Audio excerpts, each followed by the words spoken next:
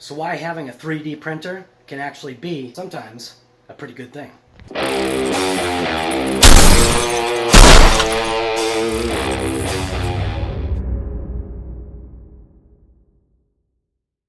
So right here, we ended up getting a Shark DOU clean, and we had a Dyson.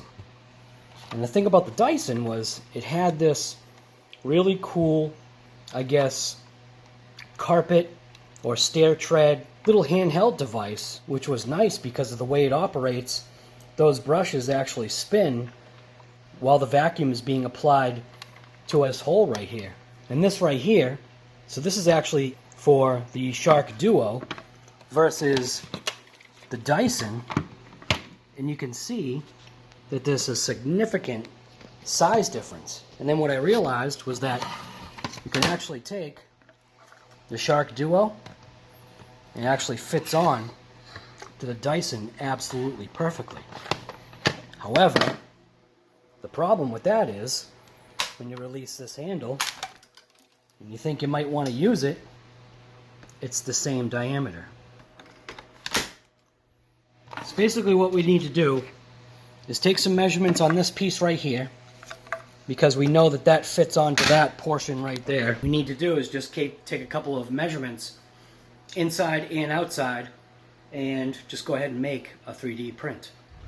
Hey Vector, what's happening, buddies? What the heck was that? You don't know? So right here what we're doing is we're actually making what I call a test print. So this is pretty much a zero infill test print that I'm doing right now.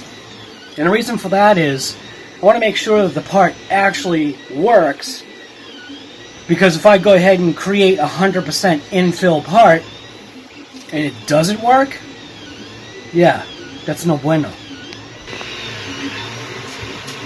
I'm using the gold filament because that's what I already had attached, and it'll be a high visibility item. So that's it. The reason why I've got a 3D printer, just to make my own test parts. The room in the background is flipping out.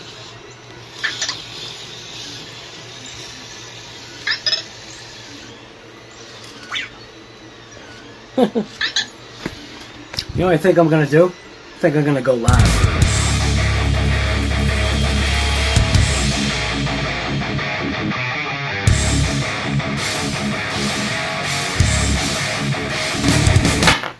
So there it is. This is the 3D trial test print. It's 42 millimeters on the outside, and then I think 34.5 on the inside. And what we're going to do is we're going to see if it's actually going to work plugging in the Dyson mini power head onto the Shark DOU. So the nozzle on this actual handle was the actual same size. I think it's actually like 34.1 or 34.2 millimeters on the outside diameter of this. So what we did is we basically made either a coupler or a sleeve to slide over this end here, and this is just a test print, and then we'll take the power head and slide that in to there like that.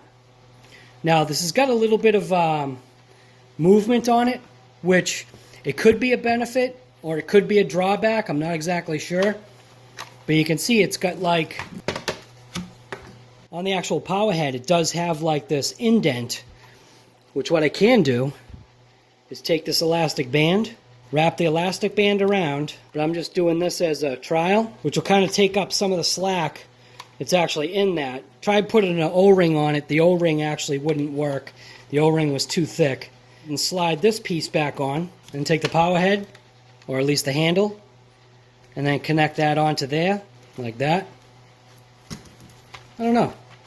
It seems to work. I actually don't mind the fitment without a spacer. Kind of almost clicks in. Hear that? So in this length on this piece was only 60. And I did a 60 because I wanted it to actually, fit without wasting, 4 hours of print time, where this print right here was actually 2 hours. This is actually a 0% infill. Yeah, let's turn this on. So now, that's actually going to stay on now. Now that it also has a vacuum. And having the power head be flat and be able to turn the handle, I think that's actually going to work pretty mint. Look at that thing. Yeah.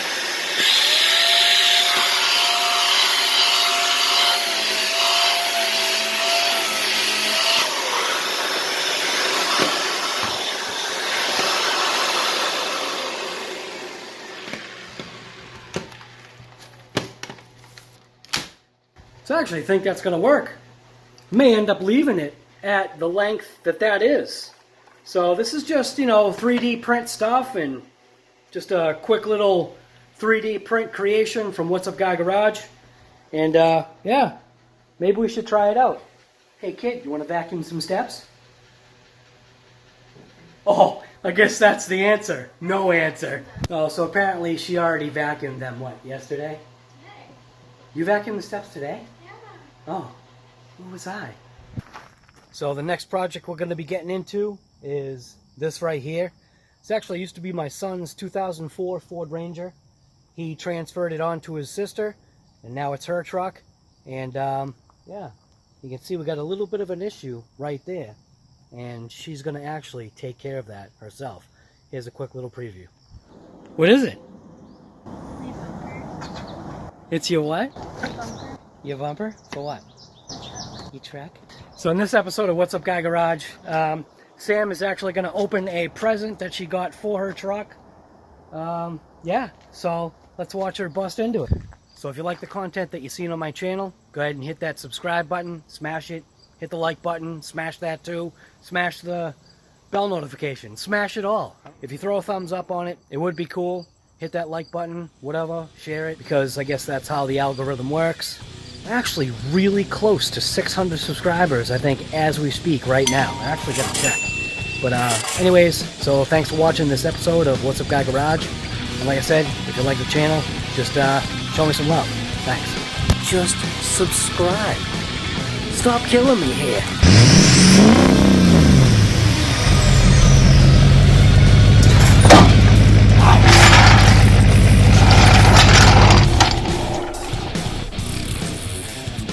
No bueno.